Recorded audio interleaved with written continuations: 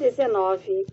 O relógio marcava pouco menos de 13 horas em Mount Prospect.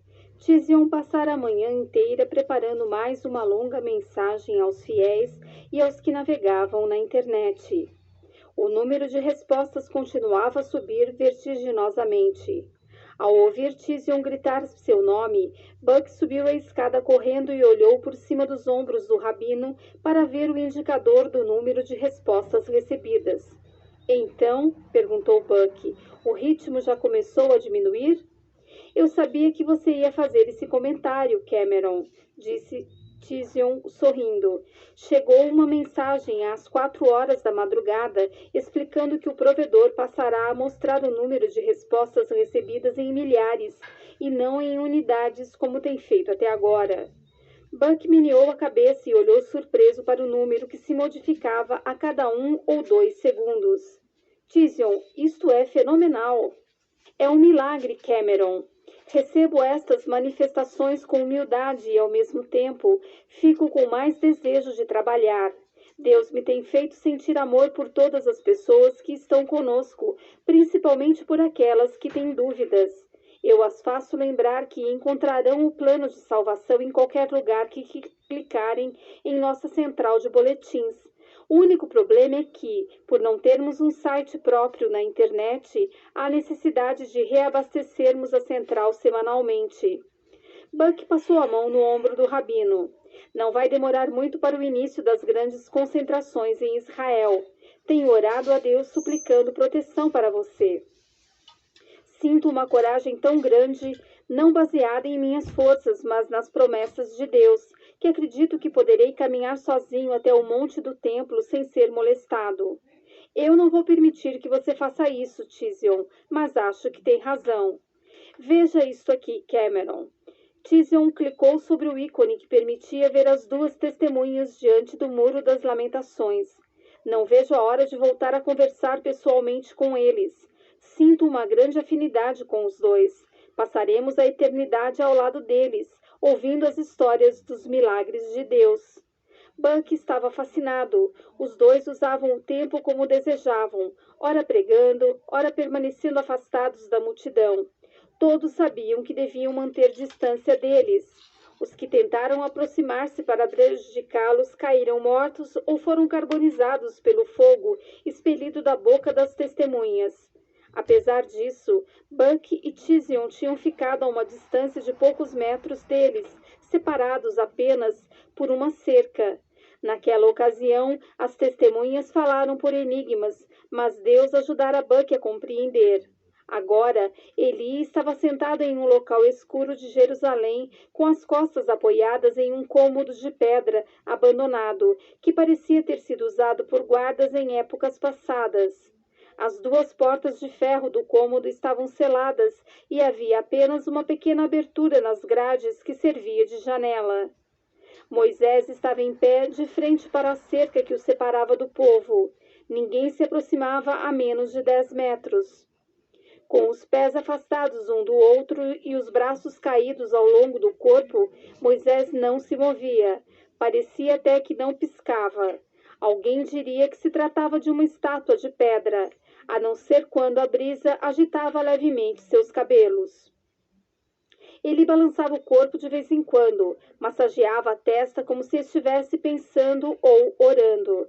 Tizion olhou de relance para Buck. Você precisa fazer o que eu tenho feito. Quando preciso descansar um pouco, entro neste site para observar meus irmãos. Gosto muito de vê-los pregar. Eles falam sem medo e sem rodeios. Não usam o nome do anticristo, mas advertem os inimigos do Messias sobre o que está por vir. Eles serão uma grande inspiração para as 144 mil testemunhas que chegarão a Israel. Estaremos de mãos dadas, cantaremos, oraremos, estudaremos, receberemos motivação para pregar com coragem e ousadia o Evangelho de Cristo ao redor do mundo. Os campos estão brancos para a colheita. Perdemos a oportunidade de nos encontrar com Cristo quando Ele arrebatou sua igreja, mas temos o privilégio indescritível de estar vivos durante este período. Muitos de nós darão a vida por nosso Salvador. Que chamado mais sublime um homem poderia receber? Você devia dizer isso a seus irmãos internautas. A bem da verdade, estou lhe contando a conclusão da mensagem de hoje. Você não vai precisar lê-la. Não perco nenhuma. Hoje estou advertindo os crentes e não crentes para que permaneçam afastados de árvores e gramados até que venha o primeiro julgamento das trombetas. Buck olhou com ar de indagação para Teasel. Como saberemos que ele chegou ao fim? Será o maior acontecimento depois do terremoto. Precisamos pedir a Ken e Floyd que nos ajudem a eliminar uma parte do gramado ao redor da casa e podar algumas árvores. Você está levando as profecias ao pé da letra? Perguntou Buck.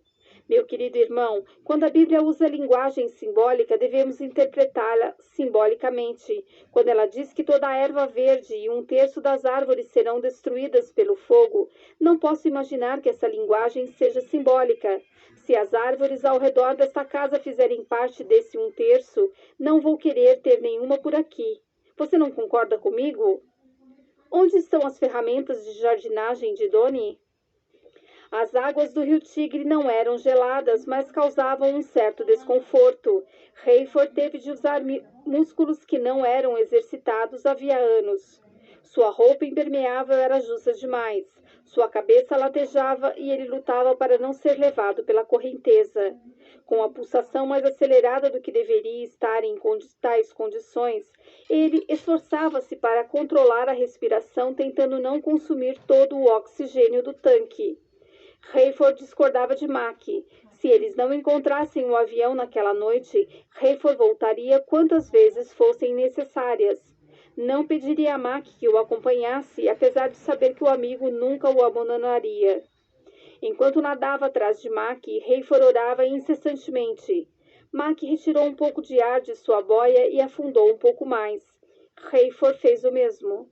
Quando um deles afundava mais de 3 metros sem ter onde se agarrar perto da margem, corria o risco de ser levado pela correnteza. Hayford esforçou-se para acompanhar Mac.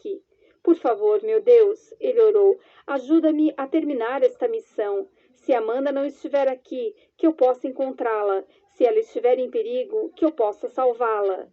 Hayford lutava para tirar da mente a possibilidade de Amanda estar a serviço de Carpathia. Ele não queria acreditar nisso, nem por um segundo sequer, mas aquele pensamento o atormentava.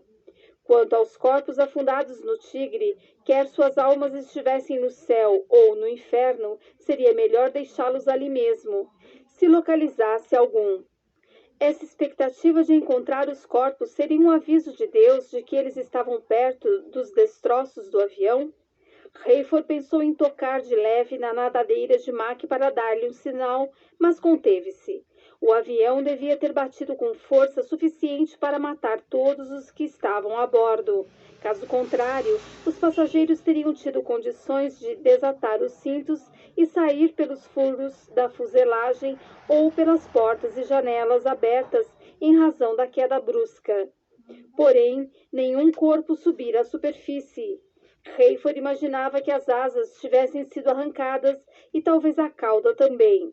Aquelas aeronaves faziam parte das maravilhas da aerodinâmica, mas não eram indestrutíveis. Ele temia ver as consequências de tal impacto. Hayford surpreendeu-se ao ver Mac a pouco menos de 100 metros da margem, sem estar agarrado a nada. Aparentemente, eles haviam afundado mais do que imaginavam, porque a força da correnteza diminuíra. Mac parou e consultou o manômetro. Hayford também verificou o seu e fez um sinal de positivo com o polegar. Mac apontou para a cabeça de Hayford. Hayford fez outro sinal com o polegar, embora o ferimento estivesse incomodando um pouco. Dali em diante, ele seguiu à frente de Mac. Ambos estavam agora a quase 2 metros de profundidade. Hayford teve a sensação de que em breve acharia o que procurava. Orou para não encontrar o que não queria ver. Naquele local afastado das margens, a areia não se movimentava tanto e o foco das lanternas tinha mais poder de alcance. Hayford enxergou alguma coisa e ergueu o braço para que Mac parasse. Apesar da relativa calma, eles se aproximaram um pouco mais da margem para não ficar à deriva. Ambos apontaram as lanternas para o local